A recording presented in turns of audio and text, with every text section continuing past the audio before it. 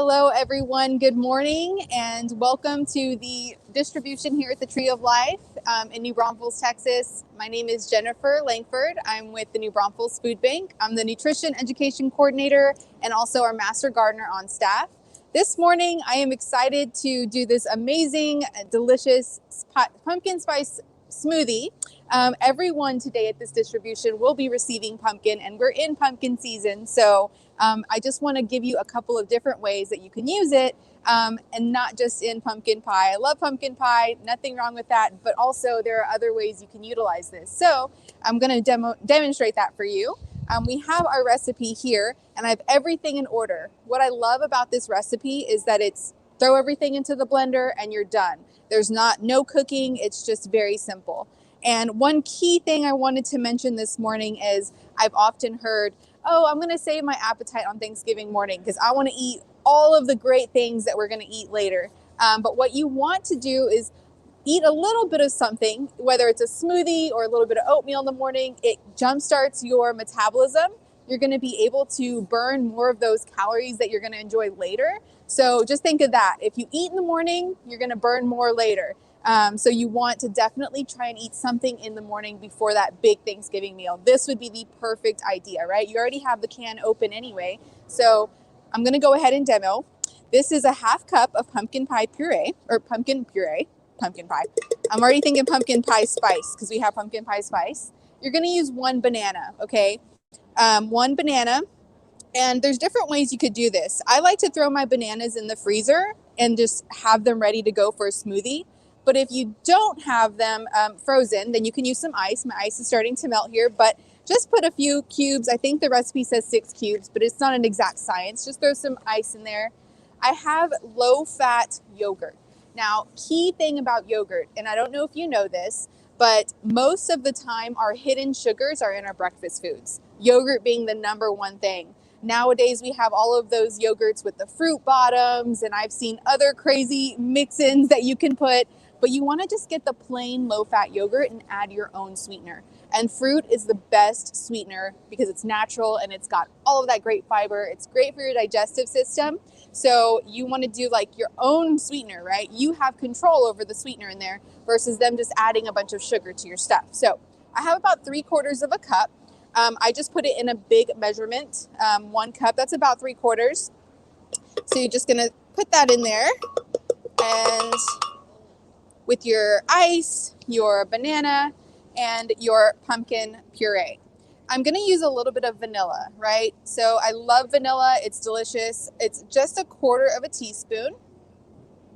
So you can see, and it's to taste. If you really, really love vanilla, you can use a 1/2 teaspoon. You can use whatever you like. That's the beauty of recipes, is that it's all to your taste. And then I have the all famous pumpkin spice here.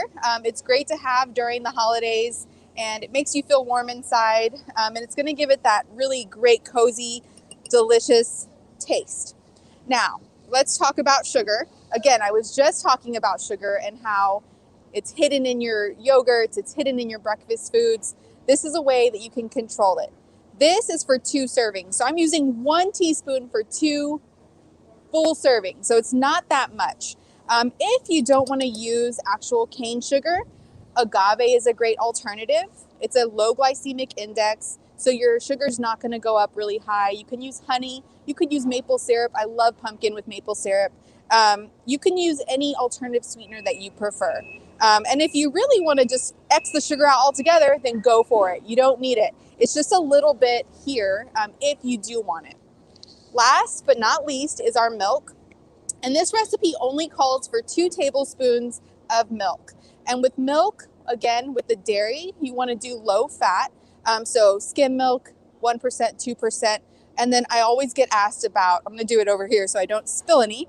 I always get asked about alternative milks like almond milk. Now we have oat milk. We have all kinds of nut milks. Those are great. I love them. Just remember that you aren't getting the calcium out of those, so you're going to have to get your calcium from other sources. Dark leafy greens, you can add that to your Thanksgiving meal, do a kale salad or something on the side. Spinach is great. you're going to get calcium from those sources. And then also other types of dairy like cheese, and then other like the yogurt in here, you're getting a little bit of calcium. So just remember, alternative milks are great. Love them. They're delicious. And if you're lactose intolerant or you just prefer those, then yes, absolutely, you can throw those in here. So I'm going to blend this up. It might get a little loud for a second. Let's see. Let's go with liquefy. There we go. I'm going to shake it up a little so it gets blended. Put it on high here. There we go. Look at that pumpkin pie. It's got that pumpkin look.